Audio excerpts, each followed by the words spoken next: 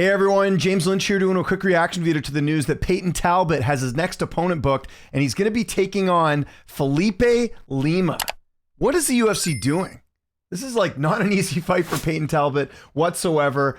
This was a guy that the UFC had kind of built up, hyped up. The media was hyping up Payton Talbott. We know what happened in his last fight, losing to Raoni Barcelos in a fight where he was heavily favored. And now he's fighting arguably one of the most underrated guys in the weight class in Felipe Lima. Is this the UFC saying they're just kind of jumping ship on Payton Talbott? Because I don't really get the matchmaking here. You know, when we saw Raul Rosas as a similar example, obviously Rosas a little bit younger, you know, when he lost his fight to Christian Rodriguez, they gave him a bit of a layup in the fight after. I want to say it was the Alaska FC guy that he fought after that. It was, what's his name? Yeah, Terrence Mitchell. So he fights Terrence Mitchell after. That I can understand because obviously they're trying to hype someone up. They end up losing. They give him a bounce back fight. Felipe Lima is not a bounce back fight whatsoever. Felipe Lima came over from Octagon. He's 27 years old, trains at All-Star Training Center, which is Chimaev's old camp. Coming off a big win over Miles Johns, who was 15-2 at the time.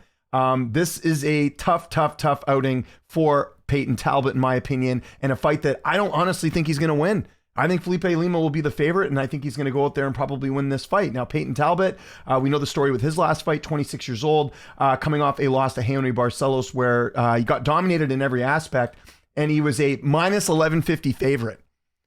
So, again, I don't like it. And then the fight prior to that, where everyone was, you know, hyping up Payton Talbott, talking about great he was, it was a similar thing where he was a huge favorite over Yanis, minus 1600 in a fight that he ended up winning in the first round. But that makes sense because he's fighting an opponent that wasn't that great, but then you're fighting a veteran in Barcelos and he couldn't pass the test. Now you're giving him arguably the most underrated guy at 135 right now.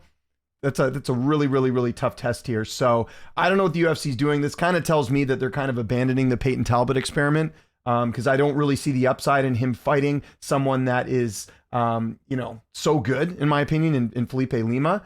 And then also, you know, on the Talbott side of things too, like what's his team thinking taking this fight? I don't know. I think it's going to be a good fight. Don't get me wrong. And I'm not going to completely count out Talbott from this fight, but I just don't get the thinking here from the UFC if they're trying to build up prospects.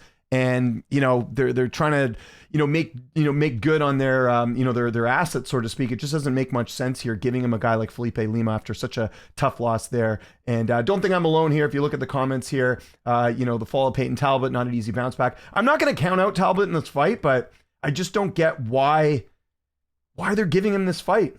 I don't know. I mean, my only explanation is I think they've just kind of given up on trying to build this guy up, which is crazy after one fight they're doing that. So yeah, let me know in the comments, who do you think is going to win this fight? Do you think this is the fight to make?